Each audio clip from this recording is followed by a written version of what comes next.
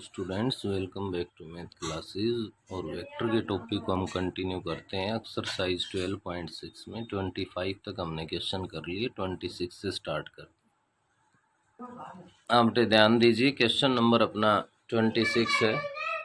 26 में ये कह रहा है given that vector A dot vector B is equals to vector A dot vector C. इसके अलावा गिवन है हमारे पास vector A cross vector B is equals to vector A cross vector सी,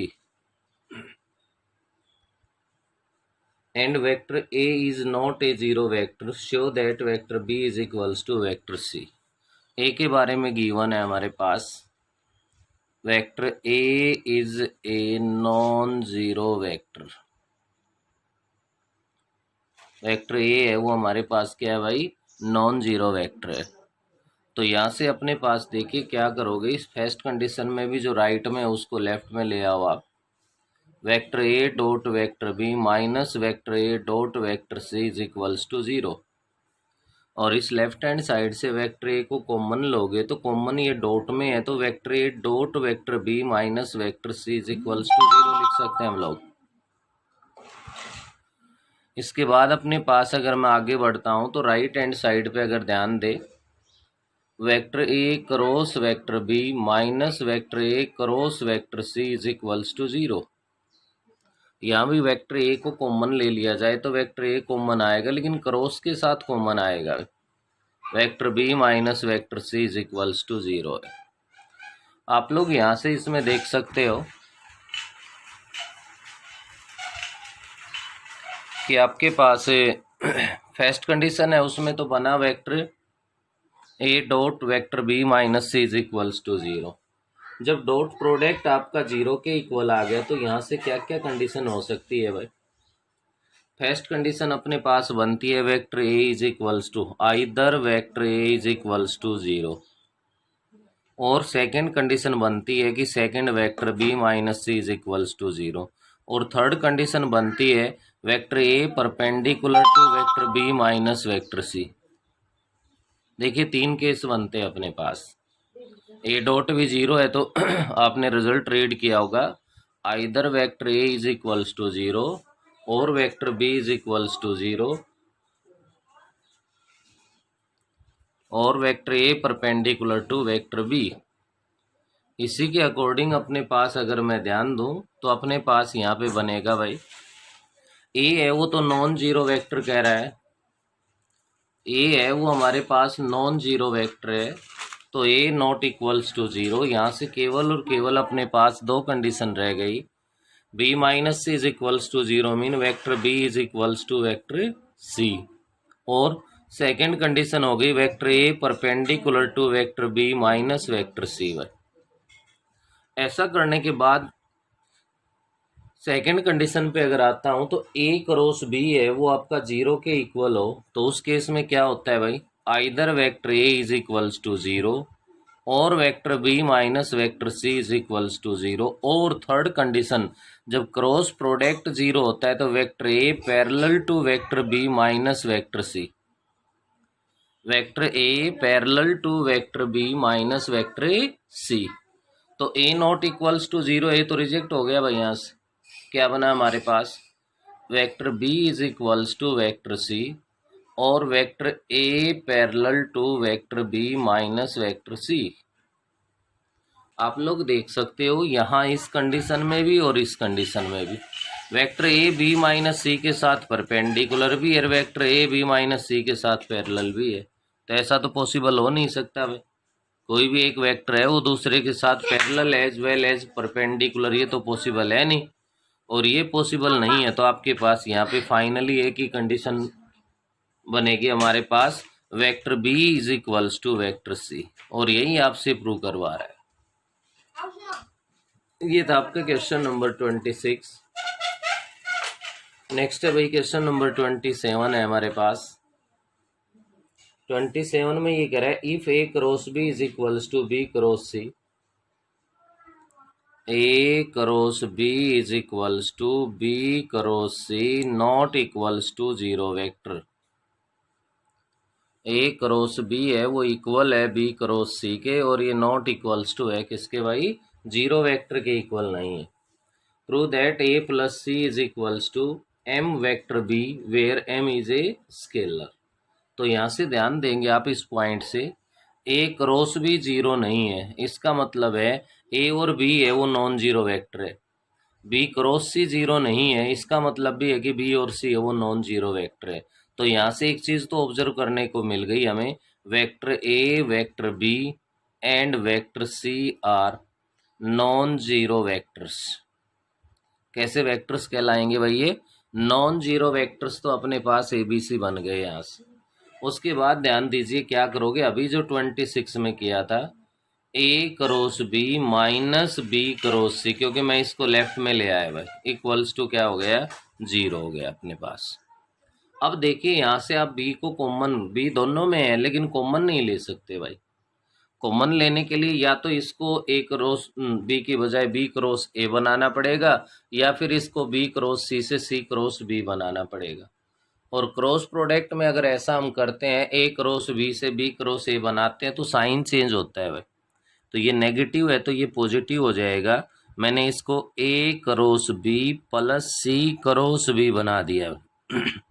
या तो बी है दोनों में प्री की पोजीशन पे होना चाहिए या पोस्ट की पोजीशन पे होना चाहिए, तभी आप कॉमन ले सकते हैं।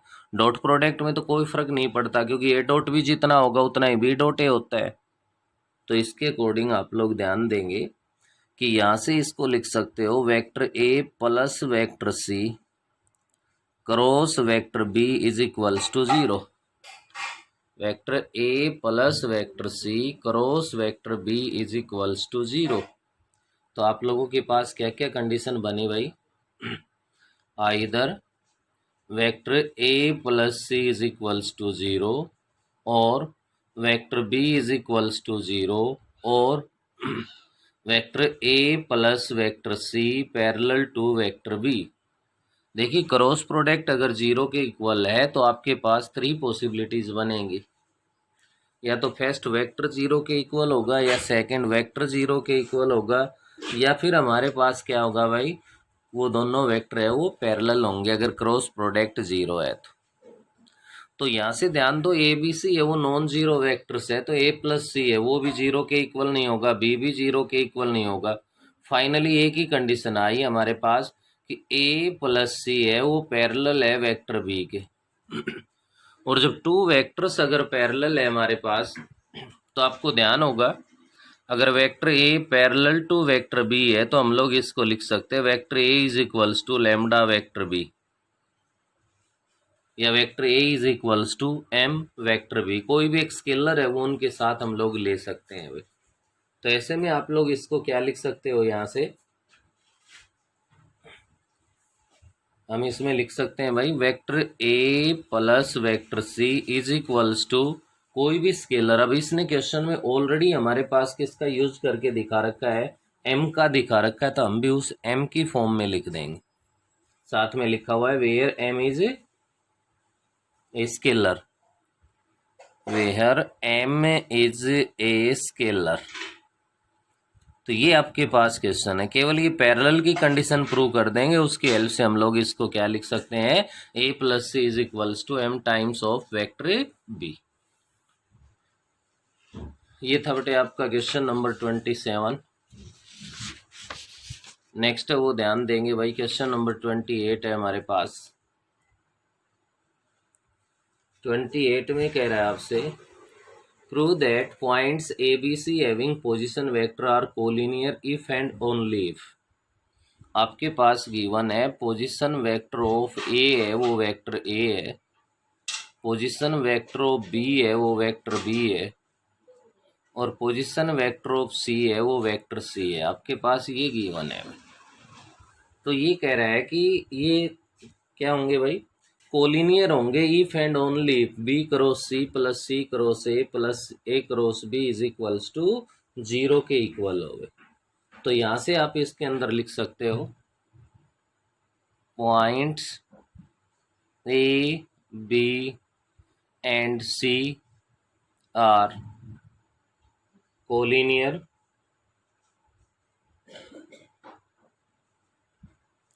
if and only if BC and CA are parallel vectors। ये आपको मैं बता दूं कि आपकी जानकारी के लिए मैंने BC और CA को लिखा है। आप AB और BC ले सकते हो, आप AB और AC ले सकते हो। 3 पेयर बनते हैं भाई ABC से। AB BC AC में से कोई भी 2 पेयर ले सकते हो अगर वो 2 पेयर पैरेलल है। क्यों? क्योंकि AB BC या CA में से कोई भी 2 पेयर लेते हैं तो उनमें से एक पॉइंट कॉमन आता है हमारे पास, और 1 पॉइंट अगर उनमें कॉमन आएगा तो क्लियर है कि वो पैरेलल की बजाय क्या हो जाएंगी, कोलिनियर होंगी। तो यहाँ पे BC और CA है वो आपके पास क्या हो भाई, पैरेलल वेक्टर्स हों। तो इफ एंड ओनली इफ ये पैरेलल कब कहलाएंगे, जब BC cross CA is equals to क्या हो, 0 हो। क्या हो, BC क्रॉस CA है वो किसके इक्वल हो, 0 के इक्वल हो। तो if and only if BC का मतलब position vector of B minus position vector of C minus position vector of B cross CA का मतलब है कि position vector of A minus position vector of C is equals to 0 है। C minus B cross A minus C is equals to 0। अब कर दो भाई इनकी मल्टीप्लाई। मल्टीप्लाई करोगे तो C को A से कर रहे हो तो C cross A, order change नहीं होना चाहिए भाई, ऑर्डर चेंज होगा तो साइन चेंज हो जाएगा। C को C से मल्टीप्लाई करोगे तो माइनस में C क्रॉस C आ गया भाई। माइनस B से करोगे तो माइनस का B क्रॉस A बन गया, माइनस माइनस प्लस हो गया, प्लस का B क्रॉस C हो गया, इज इक्वल्स टू 0 है। क्लियर है। If and only if C cross A minus C cross C, same vector को सेम वेक्टर के साथ क्रॉस प्रोडक्ट करोगे तो ऑलवेज 0 आएगा भाई। क्यों आएगा 0 पता है ना आपको? 0 आने का जो रीज़न है, जब भी क्रॉस प्रोडक्ट फाइंड करते हैं तो हम लोग डिटर्मिनेंट का यूज़ करते हैं, I cap J cap K cap. अब C के स्केलर कंपोनेंट्स सपोज कीजिए कि A1 B1 C1 है, तो दोबारा C के लिखोगे तो A1 B1 C1 ही तो बनेगा। इसके अकॉर्डिंग क्या हुआ अपने पास कि R2 और R3 है वो आइडेंटिकल हो गए।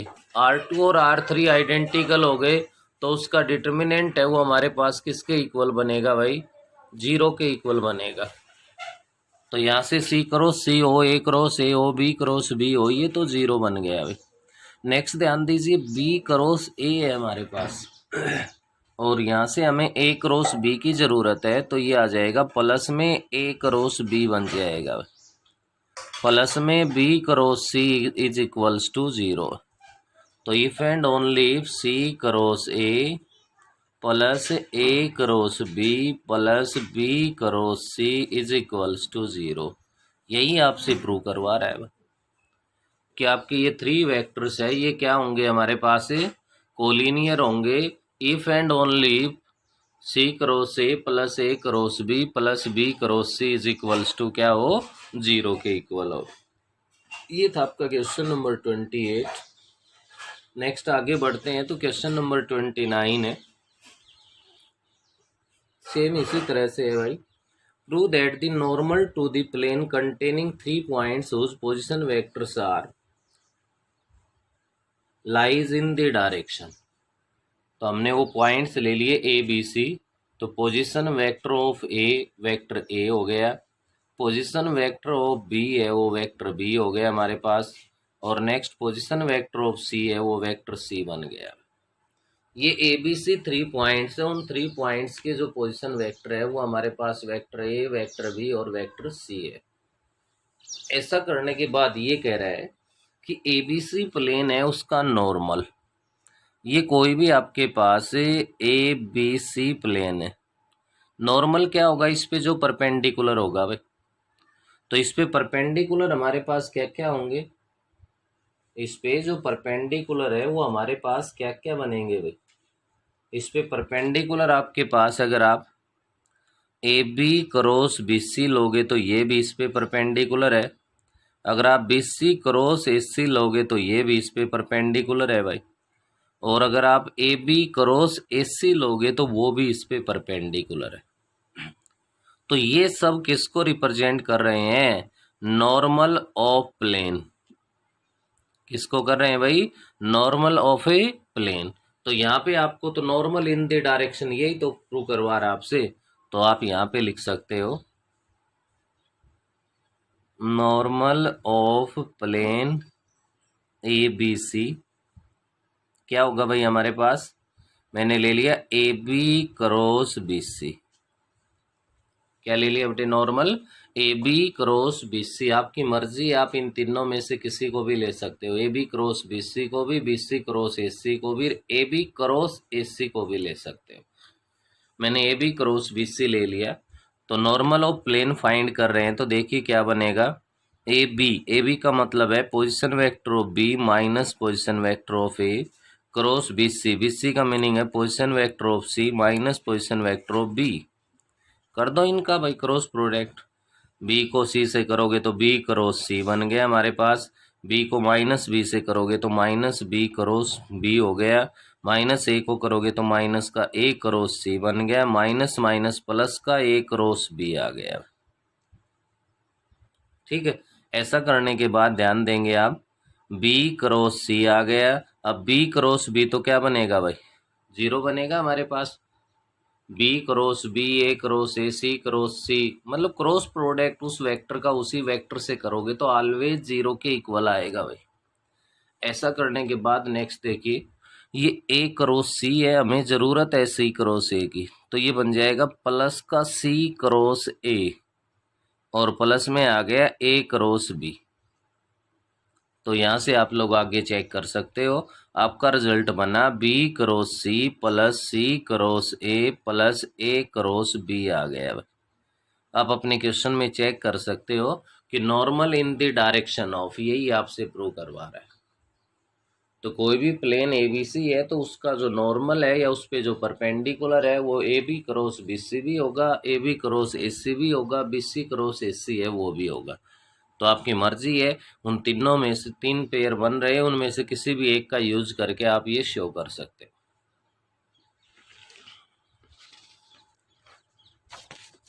नेक्स्ट है बेटे अपने पास क्वेश्चन नंबर 30 वाला जो क्वेश्चन है वो आपका है, if A B C three non collinear points with position vectors are. फिर से आपके पास गिवन है पोजिशन वेक्टर ऑफ ए है वो वेक्टर ए है, पोजीशन वेक्टर ऑफ बी है वो आपके पास वेक्टर बी है, और next position vector of C है वो आपके पास वेक्टर सी है। Show that perpendicular distance from C from the line joining A and B is. तो ये कह रहा है कि पॉइंट सी से, तो थ्री नॉन कोलिनियर पॉइंट्स है तो क्लियर है कि एक ट्रायंगल बन गई भाई। तब ये कह रहा है सी से और ए बी का जो परपेंडिकुलर डिस्टेंस है, हमने इसको सी डी से लिख दिया। किससे लिख दिया इसको? सी डी से। ये परपेंडिकुलर डिस्टेंस है ना, ये हमें प्रूव करके दिखाना है। जो vector B cross vector C plus C cross A plus में ए क्रॉस बी है वो इस फॉर्म में हमारे पास आना चाहिए। क्लियर है? अब ऐसा करने के लिए आप लोग ध्यान दीजिए भाई, ए का पोजीशन वेक्टर तो वेक्टर ए है, बी का पोजीशन वेक्टर वेक्टर बी है, सी का पोजीशन वेक्टर वेक्टर सी है।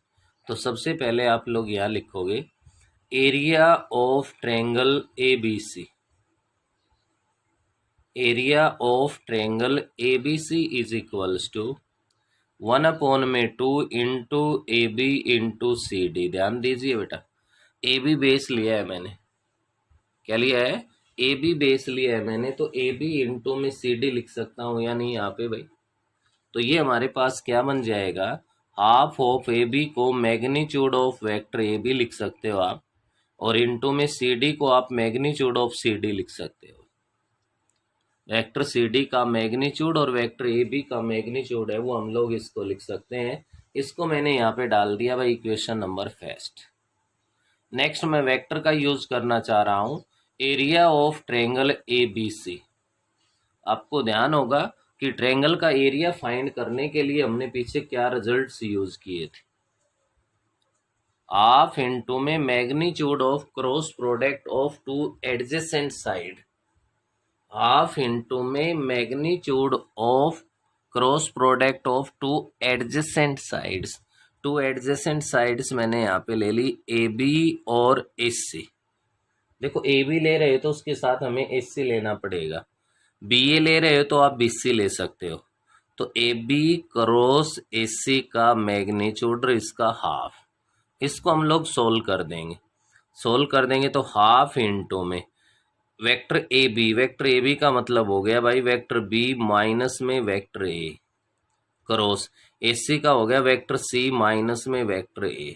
कर दो भाई इनको मल्टीप्लाई, हाफ इंटू में मोड ऑफ क्या जाएगा ये B cross C minus B cross A minus A cross C और minus minus plus A cross A आ गया हमारे पास। ऐसा कर लेते हैं तो ये बन गया half of B cross C, B cross A है, हमें ज़रूरत ए क्रॉस बी की है तो इंटरचेंज कर दिया तो साइन भी तो चेंज हो गया। ऐसे ही ए क्रॉस सी हमें ज़रूरत है सी क्रॉस ए की तो ये भी तो प्लस का बन गया भाई, और प्लस ए क्रॉस ए तो जीरो हो जाएगा हमारे पास। तो इसको डाल दो इक्वेशन नंबर सेकंड। आप ऑब्जर्व कर रहे हो तो इक्वेशन फर्स्ट है वो भी आपकी ये कह रही है कि एरिया ऑफ ट्रायंगल एबीसी है, और इक्वेशन सेकंड है वो भी यहाँ पे ये शो कर रही है कि एरिया ऑफ ट्रायंगल एबीसी है हमारे पास। तो ऐसा अगर है तो यहाँ से आप लिख सकते हो from equation first and second. First और सेकंड इक्वेशन से हमारे पास यहाँ पे इन दोनों ट्रायंगल्स का एरिया है वो क्या हो जाएगा भाई, इक्वल हो जाएगा। और इनका एरिया इक्वल रखोगे तो आप लोगों के पास क्या बनेगा, ध्यान दे सकते हो।